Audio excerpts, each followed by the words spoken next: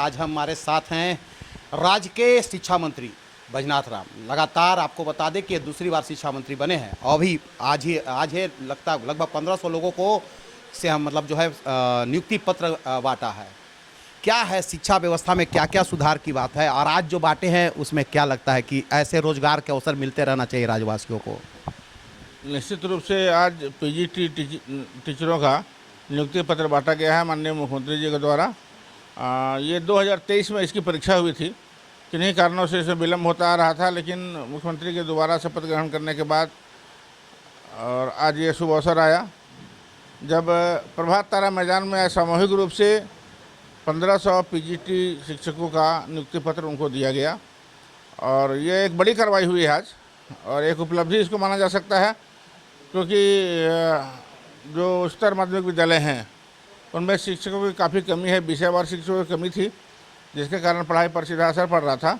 और आज की इस बहाली के बाद निश्चित रूप से उस विद्यालयों को शिक्षक मिल सकेंगे जहां इनकी आवश्यकता थी और शिक्षा व्यवस्था में सुधार होगा।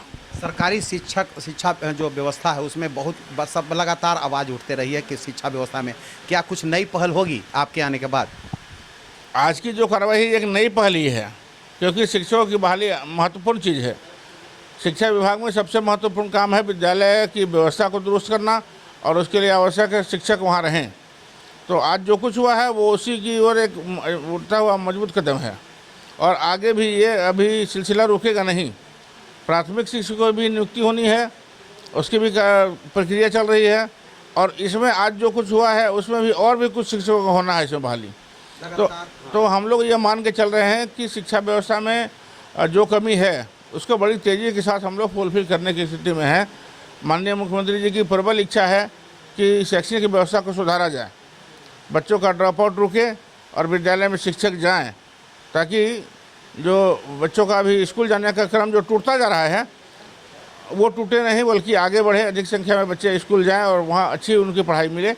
इसके लिए स्कूल ऑफ एक्सीलेंस जो मुख्यमंत्री जी का पिछले दिनों 80 विद्यालय का उन्होंने उद्घाटन किया, जो आज चल रहे हैं, वो एक बहुत ही मतलब मील का पत्थर साबित होगा झारखंड की शिक्षा व्यवस्था में। क्योंकि अधिकतर जो गैप दिखता था सरकारी स्कूल और प्राइवेट विद्यालय में अंतर, तो ठीक प्राइवेट स्कूल की तर्ज पर ही उन्हीं सारी सुविधाओं के साथ और प्राइवेट विद्यालय को टक्कर देता हुआ ये school of excellence CM excellence school जो है उसकी स्थापना हुई है और इसको और भी विस्तार देना है। तो ये मुख्यमंत्री जी के विल का पावर का असर है कि उनकी जो प्रबल इच्छा है कि हम जन सुविधाओं को तो बढ़ा रहे हैं लेकिन शैक्षणिक व्यवस्था में भी सुधार हो, ये उनका ध्येय है। और इसीलिए उन्होंने कई कदम उठाए हैं, जैसे गुरुजी क्रेडिट कार्ड, छात्राओं को जो बालिका समृद्धि योजना के तहत उनको जो उपलब्ध कराया जा रहा सहायता राशि, विदेश में पढ़ने जो इच्छुक हैं, योग्य जो विद्यार्थी हैं जो विदेश जाना चाहते हैं, पैसे कम हमें नहीं जा पाते हैं, उनको भी सरकार के स्तर से आर्थिक सहयोग देकर उनको विदेश भेजने की व्यवस्था सरकार कर रही है। तो ये कुछ ऐसी महत्वपूर्ण कदम हैं माननीय मुख्यमंत्री हेमंत सोरेन जी के द्वारा उठाया गया, ये महत्वपूर्ण कदम है जो झारखंड की शिक्षा व्यवस्था को एक अलग रूप देगा। लगातार ये प्राइवेट स्कूल जिस तरह से अभी लगातार जो है शोषण की बातें आ रही है, लगातार स्कूलों में किताब बेचना और ज़बरदस्ती मतलब जैसे कि किताब आपको यहीं से खरीदना, क्या इन पर भी कुछ पहल नए स्तर से पहल होगी? देखिए, रीएडमिशन पर तो लगाने की सरकार कार्रवाई कर रही है। लातेहार में रीएडमिशन पर रोक भी लगा दिया गया है, उसको हम लोग व्यवस्था बनाएंगे। अब यहाँ पर मंत्रालय में मैंने प्रभार संभाला है, हमारी कोशिश होगी कि जो विद्यालय मनमानी तरीके से लूट बचाए हुए हैं उन पर रोक लगे। एक अंतिम सवाल, लगातार जो पारा टीचर हों या इन लगातार संघर्ष करते रहे हैं, इनका क्या मतलब इनके बारे में भी कुछ सोचने का सरकार सोच रही है इनके बारे में, इनके भविष्य के बारे में? देखिए, पारा शिक्षक की नियुक्ति की गई थी शिक्षा व्यवस्था में अपेक्षित सुधार को लेकर और उस समय बहुत सारे पारा शिक्षकों की नियुक्ति हुई थी, उसमें कई खामियाँ भी थी। उन खामियों को पूरा करते हुए अब इनको टीईटी का टेस्ट ले लिया गया है। टीईटी पास जो भी विद्यार्थी उसमें हैं उनको अब शिक्षक के रूप में मान्यता मिलनी है। सरकार ने उनको सहायक अध्यापक का जो है उपाधि दिया है। और पिछले बार जब मैं शिक्षा व्यवस्था में था, शिक्षा विभाग में था, उस समय पारा टीचर को मानदेय बढ़ाने के साथ साथ हमने एक विशेष सुविधा दी थी, वो था कि 50% अस्थायी नियुक्ति में टीचर के रूप में जो नियुक्ति होती थी अस्थायी तौर पर, उन्होंने 50% पारा शिक्षकों को हमने कोटा दिया था।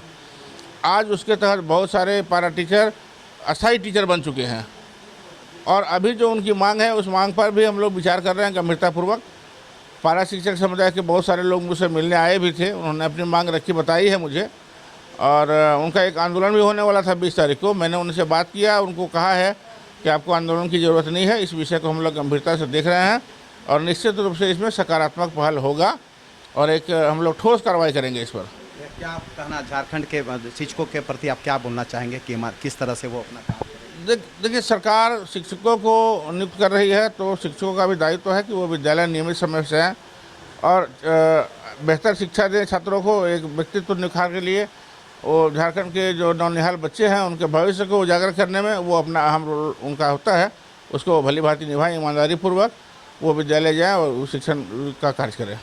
ये हैं बैजनाथ राम जो मंत्री हैं जो है और झारखंड के। इन्होंने कहा है कि कुछ बदलेंगे परिदृश्य सरकारी स्कूलों के। शिक्षक की जो नियुक्ति पत्र दी गई है वो सुदृढ़ करने के, सरकारी विद्यालयों को सुदृढ़ करने के लिए दिया गया है, लेकिन इस तरह का निरंतर कार्य होता रहेगा कि चूँकि इन्होंने कहा कि मुख्यमंत्री की ही सोच है कि अगर ये व्यवस्था धीरे धीरे सरकारी विद्यालय की अगर सुधरेगी तो निश्चित रूप से प्राइवेट की तरफ लोगों का ध्यान नहीं होगा, सरकारी विद्यालय में भी अच्छी पढ़ाई हो। इसके लिए लगातार सरकार अपने स्तर से प्रयास जो है कर रही है। इन्होंने कहा कि पूर्व में जब ये शिक्षा मंत्री थे तो पारा टीचरों को एक अच्छा बेहतर करने का प्रयास किया है।